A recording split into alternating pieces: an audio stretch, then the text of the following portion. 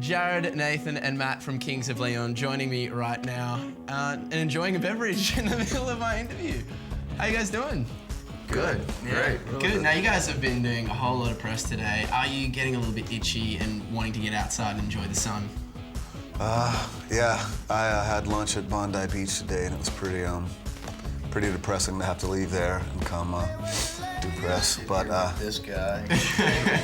No, but if we get done quick enough, we can still get some sun. Oh yeah, you can do some bodyboarding or boogie boarding, as you were saying just before.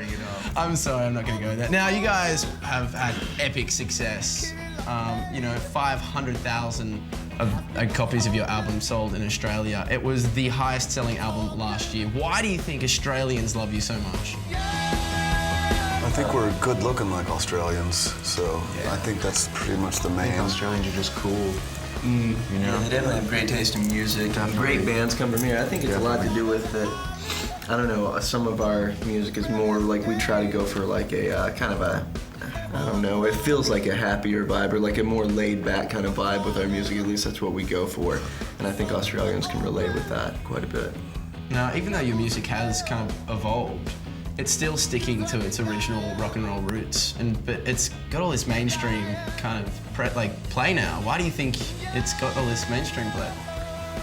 I don't know. I think it was just the fact that we had a big single. I think all of our records had the opportunity to be as big as this one, but we just never really had a big single. And once Sex on Fire came out, it kind of took it over the top, and then followed that up with another pretty big single. So plus, we've always kind of been like hard asses with our singles. The record would come out and we would know immediately what we wanted to be the single. And then this was the first time where the record label and the band kind of agreed on the single. And so I don't know if that helped at all, but turns out they kind of know what they're talking about. Yeah, we do. Sometimes. Who knew, So do you have advice for people if they're having sex and they catch fire? Is there anything that they should do? Stop, drop, and roll. Why did you think about that? No, I don't know. Has it happened to you? On a camping trip. You rolled down into the fire. Yes. Now, when it comes to your hobbies, I guess you don't really get a chance to, muck around and play when you're on tour, but you guys got to play some cards, and I hear that you're into them, are you? Yeah. Poker? Yeah. And you got your ass kicked by Zac Efron. Is this true? A little punk. It wasn't an ass kicking. No, not at all. Caleb went heads up. The final two was Caleb and Zach, but Zach put me and Joe Hashem out in one hand. On the river. Both out, yeah. On the river. He lucked out. So me and Hash tied for third, but Joe Hashem was lucky.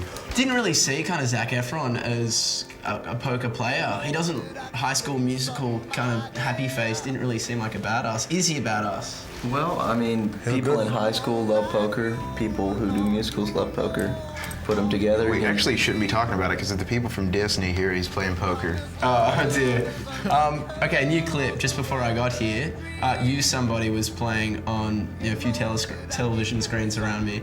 Amazing clip, kind of depicting this really vast life on tour, but also a very kind of lonely lifestyle in very glamorous hotels. Is this a really good way of describing your lifestyles at the moment? Pretty much. Well, except I'm usually not really lonely in the hotel room because I'm just constantly on the internet and you can always find friends there. But besides kind of your interweb communication with the world, is life on tour lonely?